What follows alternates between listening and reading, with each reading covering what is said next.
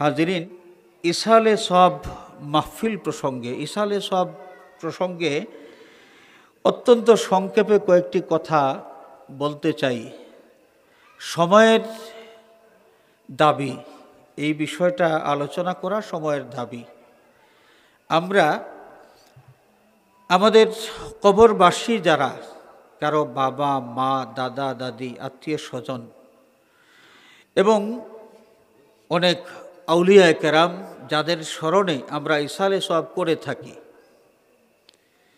একটা প্রশ্ন, একজনের আমলের সওয়াব অন্য কোনো মানুষের কোনো উপকারে আসবে কি না, অর্থাৎ আমল করলেন একজন, তার আমলের সওয়াবটা অন্য কোনো মানুষের আমল নামায় যোগ করা হবে কি না। যদি হয় তাহলে ইসালে সওয়াব মাহফিল আয়োজন করা সার্থক, আর যদি না হয় তাহলে খামাখা আমরা কেন ইসালে সওয়াব মাহফিলের আয়োজন করব।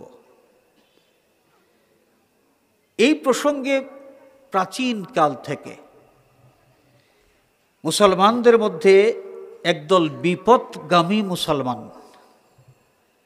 মুসলমান সব মুসলমান কিন্তু সঠিক পথের উপর নয়। আল্লাহর নবী সাল্লাল্লাহু আলাইহি ওয়াসাল্লাম হাদিস শরীফের মাধ্যমে অনেক আগেই আমাদেরকে জানিয়ে দিয়েছেন যে বনি ইসরাইল ৭২ দলে বিভক্ত হয়েছিল। সাতাফতারিকু উম্মতি আলা ৭৩ মিল্লা, অচিরেই আমার উম্মত, আখেরি জামানার নবীর উম্মতের নাম কি? ইহুদি না খ্রিস্টান না মুসলমান।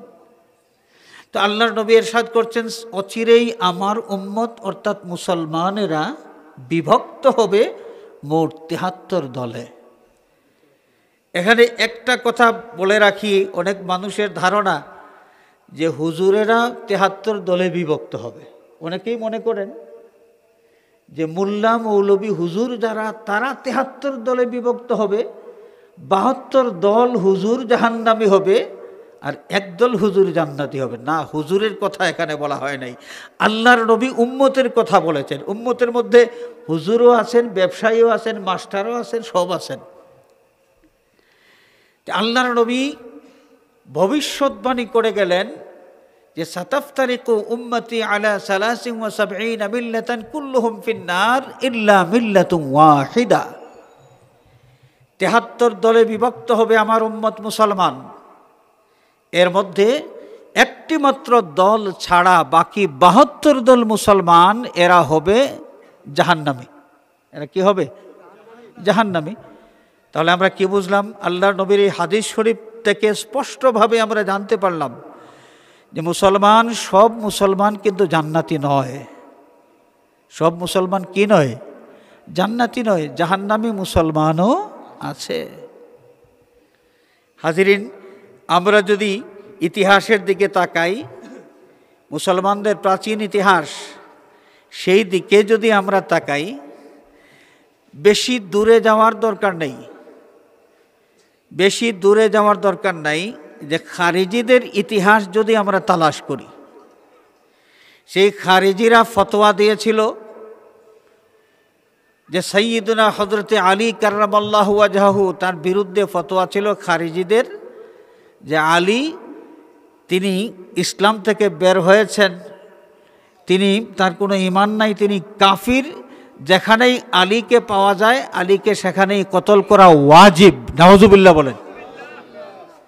খারিজিরা ফতোয়া দিয়েছিল যে হযরতে মুআবিয়া রাদিয়াল্লাহু তাআলা আনহু তিনি ইসলাম থেকে খারিজ হয়ে গিয়েছেন, তিনি কাফির হয়ে গিয়েছেন, যেখানেই মুআবিয়াকে পাওয়া যায় সেখানেই মুআবিয়াকে কতল করা ওয়াজিব। নাউজুবিল্লাহ। তারা ফতোয়া দিয়েছিল হযরতে আমর ইবনুল আস রাদিয়াল্লাহু তাআলা আনহু তিনি ইসলাম থেকে খারিজ হয়ে গিয়েছেন, হযরতে আবু মুসা আশআরী রাদিয়াল্লাহু তাআলা আনহু ইসলাম থেকে খারিজ হয়ে গিয়েছেন, তাদেরকে কতল করা ওয়াজিব। দেখেন, হযরতে আলী কাররামাল্লাহু ওয়াজহাহু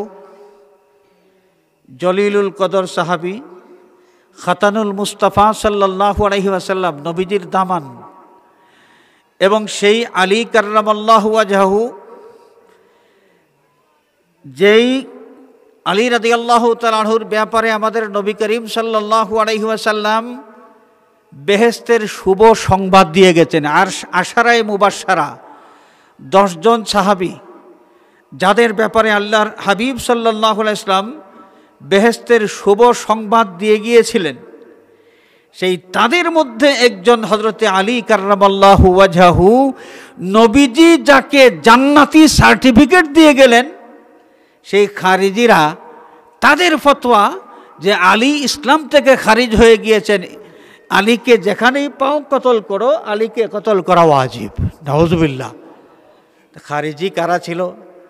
মুসলমান দাবি করত, নিজেদের দাবি ছিল যে তারা মুসলমান এবং তারাই হচ্ছে সত্যিকারের মুসলমান। তাদের ধারণা, তাদের আকীদা, বিশ্বাস এই ছিল যে খারিজি ছাড়া আর যত লোক আছে, যদিও মুসলমান, এরা সবাই জাহান্নামী, সবাই জাহান্নামী। এই খারিজি। তাদের মতোই আরেকটা ফিরকা ছিল মুতাজিলা।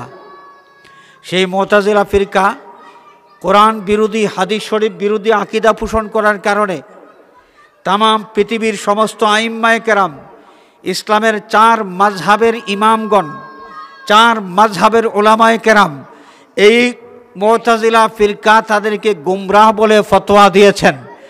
তাদেরকে গুমরাহ ফতোয়া দেওয়া হয়েছে যেই কারণটা হলো যে তাদের মধ্যে কিছু আকীদা আছে, যে আকীদা সরাসরি কোরআন শরীফ এবং হাদিস শরীফ বিরোধী।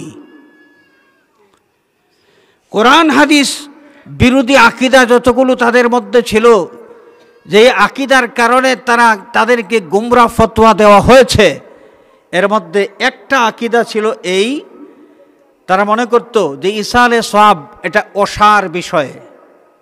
ইসালে সওয়াব, একজন আমল করবেন আর তার আমলের সওয়াব আরেকজনকে দান করবেন, এটা কোনো কাজে লাগবে না। ইসালে সওয়াব তারা অস্বীকার করত।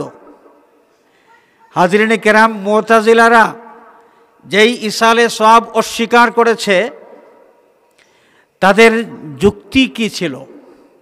মুতাজিলা সম্প্রদায় সব কিছু যুক্তি দিয়া বিচার করত। তাদের যুক্তিতে যা গ্রহণযোগ্য হয় কেবলমাত্র তাহাই তারা মেনে নিত। তাদের যুক্তিতে যা ধরে না, এগুলোকে তারা সত্য বলে মেনে নিত না। মুতাজিলা সম্প্রদায়ে তাদের যুক্তি হলো যে আল্লাহ রাব্বুল আলামিন তিনি ইনসাফকার, বান্দা যেটুকু আমল করবে হুবহু সেইটুকু আমলের সওয়াব বান্দাকে দেওয়া আল্লাহর উপর ওয়াজিব।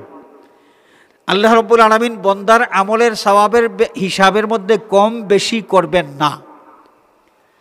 এখন একজন মানুষ আমল করলো, আর তার আমলের সওয়াবটা অন্য কোনো মানুষকে যদি দান করা হয়, তাহলে এই সওয়াবটা তো সেই লোকের নয়, সেই লোকের আমলের সওয়াব নয়।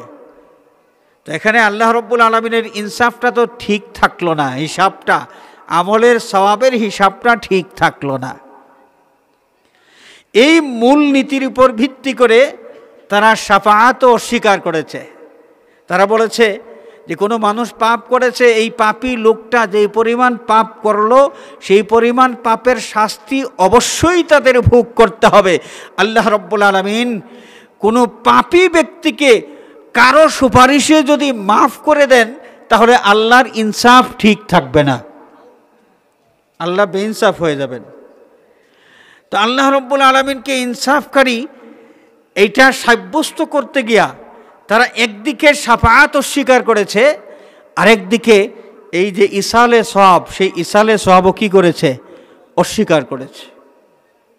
হাজরিনে কেরাম, তো মুতাজিলারা ইসালে সওয়াব সম্পর্কে যে ফতোয়া দিয়েছে, তাদের ফতোয়ার অনুসরণ করে বর্তমান যুগেও মুসলমানদের একদল বিপদগামী মুসলমান, যাদের নাম মুতাজিলা নয়, কিন্তু মুতাজিলাদের আকীদাটা তারা কি প্রচার করে যাচ্ছেন। আপনারা বলুন, বর্তমান যুগে মাঝে মাঝে ফতোয়া শোনা যায়। কি ফতোয়া? যে কেউ মারা যাওয়ার পরে তার সিন্নি করা এটা বেদাত, এটা নাজায়েজ, কোনো কাজে লাগবে না। কেউ মারা যাওয়ার পর তার মৃত্যু তারিখে সিন্নি করা, এই সিন্নি কোনো কাজে লাগবে না, এটাকে তারা বেদাত এবং নাজায়েজ ফতোয়া দিয়া মুসলমানদেরকে এই ভালো একটা কাজ থেকে বিরত রাখার চেষ্টা করছে। ঘুরে ফিরে ওই যে অনেক আগে মুতাজিলারা যেই ফতোয়াটা দিয়ে গিয়েছিল যে ইসালে সওয়াব কোনো কাজে আসবে না, সেই কথাটাই বর্তমান যুগের বিপদগামী একদল মুসলমান যাদের নাম মুতাজিলা নয়, তারা কিন্তু মুতাজিলাদের এই আকীদাটাই প্রচার করে যাচ্ছে। মৃত্যুবার্ষিকী পালন করতে দেওয়া হয় না, মৃত্যুবার্ষিকী পালন করতে দেওয়া হয় না। এবং বড় ভয়ঙ্কর একটা কথা তারা প্রচার করে মানুষকে শোনায় যে কোনো মাইয়িত মারা যাওয়ার পরে, কোনো ব্যক্তি মারা যাওয়ার পরে, কবরবাসী হয়ে যাওয়ার পরে ওই কবরবাসীর জন্যে যদি সিন্নি করা হয়, সিন্নি পাকানোর যেই চুলা, সেই চুলাতে যখনই আগুন দেওয়া হবে সিন্নি পাকানোর জন্যে, সাথে সাথে ওই মৃত ব্যক্তির কবরে জাহান্নামের আগুনও জ্বালানো হয়। নাউযুবিল্লাহ বলেন। সাধারণ মুসলমান আমরা তো ভীত সন্ত্রস্ত হয়ে পড়ি যে আমার মাইয়িতের ফায়দার জন্য আমি সিন্নি করব। এখন সত্যিই যদি সিন্নি পাক করার ওই চুলার মধ্যে আগুন দিলে মাইয়িতের কবরের মধ্যে জাহান্নামের আগুন জ্বলে, তাহলে সিন্নি করে কী লাভ? সাধারণ মুসলমান আমরা কিন্তু ভয় পেয়ে যাই। হাজিরিনে কেরাম, এরা সেই সম্প্রদায় যারা আজকে সিন্নি থেকে মানুষকে বিরত রাখার অপচেষ্টায় লিপ্ত আছে, যারা কোনো মাইয়িতের মৃত্যুবার্ষিকী পালন করতে দেয় না। বাবা দাদা আত্মীয় স্বজন কবরবাসী হয়েছেন, কবরবাসী মাইয়িতদেরকে স্মরণ করে একটু সওয়াব তাদেরকে হাদিয়া দেওয়া, এর থেকে যারা মানুষকে নিরুৎসাহিত করে, এরা কারা? যদিও এদের নাম মুতাজিলা নয়, কিন্তু সাইনবোর্ডবিহীন মুতাজিলা হচ্ছে এরা। মুতাজিলাদের আদর্শের অনুসারী হচ্ছে এরা। হাজিরিনে কেরাম, তো একজন আমল করলে ওই আমলের সওয়াবটা অন্য কাউকে দান যদি করা হয়, ইসালে সওয়াব যদি করা হয়, লাভ হবে না ক্ষতি হবে? দুনিয়ার কোনো মুফতির কাছ থেকে এই ফতোয়া জেনে নেওয়ার দরকার নাই। যেই ইসলাম আমরা পেয়েছি নবী করিম সাল্লাল্লাহু আলাইহি ওয়াসাল্লামের মাধ্যমে, ইসলামী শরীয়তের হালাল হারাম জায়েজ নাজায়েজ সব কিছু আমরা জানতে পেরেছি যেই নবী করিম সাল্লাল্লাহু আলাইহি ওয়াসাল্লামের মাধ্যমে, সেই নবীজি এই প্রসঙ্গে কি বলেন? আল্লাহর নবীর একজন সাহাবী আল্লাহর হাবিবের খেদমতে হাজির হয়ে আরজ করেন, ইয়া রাসূলুল্লাহি ইন্না উম্মি কাদ উফতুলিতাত নাফসুহা ওয়া আযুন্নুহা লাউ তাকাল্লামাত তাসাদ্দাকাত। ইয়া রাসূলুল্লাহ, আমার আম্মাজান হঠাৎ করে ইন্তেকাল করেছেন। তো মানুষ মারা যাওয়ার আগে কিছু মানুষ যে অনেক দিন পর্যন্ত মৃত্যুশয্যায় শায়িত থাকেন, কিছু মানুষ আছে মারা যাবেন যাবেন যাবেন এই অপেক্ষায়, বুঝাই যায় লোকটা মারা যাবেন এক সময়। তো এই ধরনের মানুষ যারা থাকেন তারা সুযোগ পান, তাদের সন্তানদেরকে ওসিয়ত করেন, নসিহত করেন যে আমি মারা যাওয়ার পর এইভাবে চলবে ওইভাবে চলবে বিভিন্ন বিষয়। কিন্তু কিছু লোক আছেন হঠাৎ করে মারা যান, হঠাৎ করে যারা মারা যান তাদের সন্তানদেরকে কিছু বলে যাওয়ার সুযোগ তারা পান না। তো ওই সাহাবী তিনি বলছেন, ইয়া রাসূলুল্লাহি ইন্না উম্মি কাদ উফতুলিতাত নাফসুহা ওয়া আযুন্নুহা লাউ তাকাল্লামাত তাসাদ্দাকাত আফালাহা আজরুন ইন আতাসাদ্দাকু আনহা? ক্বালা নাআম। সাহাবী আরজ করেন, ইয়া রাসূলুল্লাহ, আমার আম্মাজান হঠাৎ করে ইন্তেকাল করলেন, আমাকে কোনো নসিহত করার ওসিয়ত করার কোনো সুযোগ পান নাই। আমার বিশ্বাস আমার আম্মাজান মৃত্যুর আগে যদি আমাকে নসিহত করার সুযোগ পাইতেন তাহলে আমাকে এই ওসিয়তটা করতেন যে বাবা আমার জন্যে তুমি সদকা করো। আমার ধারণা, সাহাবী বলছেন যে আমার ধারণা আমার আম্মাজান হঠাৎ করে মারা না গিয়ে যদি মারা যাওয়ার আগে কোনো ওসিয়ত করার নসিহত করার সুযোগ পাইতেন, এই পরিমাণ সময় যদি তিনি পাইতেন তাহলে আমাকে সদকা করার নসিহতটা করতেন, এটা হচ্ছে আমার ধারণা। নসিহত করতে পারলেন না হঠাৎ মারা যাওয়ার কারণে। আফালাহা আজরুন ইন আতাসাদ্দাকু আনহা, ইয়া রাসূলুল্লাহ, এখন আমার আম্মার জন্যে সদকা যদি আমি করি, তাহলে এই সদকার সওয়াবটা আমার আম্মা কি লাভ করবেন? সদকা করবেন সন্তান, ছেলে। এই ছেলে তিনি আল্লাহর নবীর কাছে জানতে চাচ্ছেন, ইয়া রাসূলুল্লাহ, আমি যদি সদকা করি আর আমার এই সদকার সওয়াবটা যদি আমার আম্মাকে আমি দান করি, তাহলে আমার আম্মা জান কি এই সদকার সওয়াব লাভ করবেন? নবীজি ফতোয়া দিলেন, জবাব দিলেন, নাম আমার সাহাবীরে, তুমি যদি সদকা করো এবং তোমার আম্মার ইসালে সওয়াবের নিয়ত করো, অর্থাৎ এই সদকার সওয়াবটা তোমার আম্মাকে তুমি যদি দান করো, তার রুহের উদ্দেশ্যে তুমি পাঠাও, তাহলে তোমার আম্মার রুহে এই সওয়াব পৌঁছবে, তোমার সদকার সওয়াব তোমার আম্মা লাভ করবেন, তার ফায়দা হবে। সুবহানাল্লাহ। একজনের আমলের সওয়াব আরেকজনকে দান করা, এর নাম হচ্ছে ইসালে সওয়াব। এর নাম কি? ইসালে সওয়াব। তো এই সাহাবী ইসালে সওয়াবের ফতোয়া জানলেন আল্লাহর নবীর কাছ থেকে। ইসালে সওয়াব করলে লাভ হবে কি হবে না? আল্লাহর নবী জবাব দিলেন, নাম, হ্যাঁ, ইসালে সওয়াব করলে কি হবে? লাভ হবে। তাহলে দুনিয়ার কোনো মৌলবী, কোনো মুফতির ফতোয়া জানার দরকার আমাদের নাই। আমাদের নবী করিম সাল্লাল্লাহু আলাইহি ওয়াসাল্লাম ইসালে সওয়াবের পক্ষে ফতোয়া দিয়ে গেছেন, ইসালে সওয়াব করলে ফায়দা হয়, এই ফতোয়াটা দিয়ে গেছেন। অতএব আমরা যারা ইসালে সওয়াব করি, আমরা সঠিক পথের উপর আছি। যারা ইসালে সওয়াব থেকে আমাদেরকে নিষেধ করে, বারণ করে, যারা আমাদের মুর্দেগানের উদ্দেশ্যে সিন্নি করতে দেয় না, দোয়া মাহফিল আয়োজন করতে দেয় না, এরা হচ্ছে খারিজিদের, সেই মুতাজিলাদের উত্তরসূরি।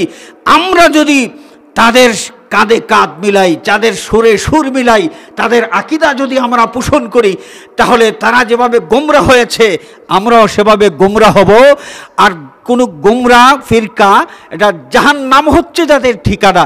আমরা কি জাহান্নামে যাইতে চাই? আমরা কি জাহান্নামে যাইতে চাই? তাহলে মনে রাখতে হবে, জাহান্নামের আগুন থেকে বাঁচতে হলে হেদায়েতের উপর থাকতে হবে, সঠিক পথের উপর থাকতে হবে, আহলে সুন্নাত ওয়াল জামাতের আকীদা ধারণ করে চলতে হবে। আল্লাহ রাব্বুল আলামিন আমাদেরকে আহলে সুন্নাত ওয়াল জামাতের আকীদার উপর অটল এবং অবিচল থাকার তৌফিক যেন দান করেন। সবাই বলি আমিন। আজকের এই ইসালে সওয়াব মাহফিল শুরু থেকে শেষ পর্যন্ত আল্লাহ রাব্বুল আলামিন যেন কবুল করেন। সবাই বলি আমিন।